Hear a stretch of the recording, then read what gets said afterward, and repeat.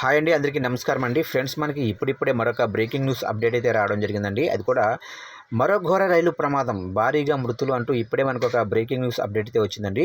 అయితే ఇందుకు సంబంధించిన పూర్తి వివరాలు అయితే మన వీడియోలో తెలుసుకుందామండి. ఇది ఎక్కడ జరిగింది, ఎలా జరిగింది అనేది వీడియో మాత్రం ఎక్కడ స్కిప్ చేయకుండా చూడండి ఫ్రెండ్స్. అప్పుడే మనకు పూర్తి సమాచారం అయితే తెలుస్తుంది.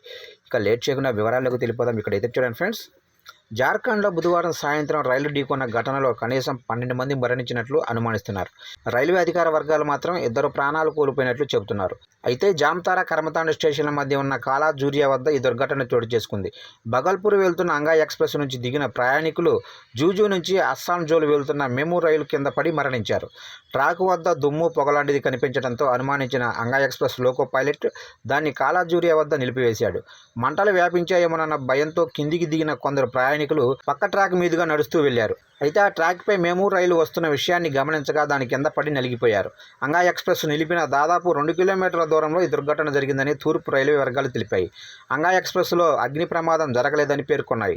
సమాచారం అందుకున్న అధికార యంత్రాంగం సహాయక చర్యలు చేపట్టిందని, ఆధార్ కార్డుల ఆధారంగా ప్రయాణికులను గుర్తించి తగు సేవలు అందిస్తున్నారు. చూశారు కంటే మొత్తం మీదుగా జార్ఖండ్లో ఘోర రైలు ప్రమాదం అయితే జరిగిందండి. అయితే మొత్తం మీదుగా ఈ ప్రమాదానికి గల కారణాలు ఏంటంటే, ఏదైతే దుమ్ము పొగమంచు కారణంగా లోకో పైలట్ పట్టాలపై ట్రైన్ అయితే నిలిపివేశాడు.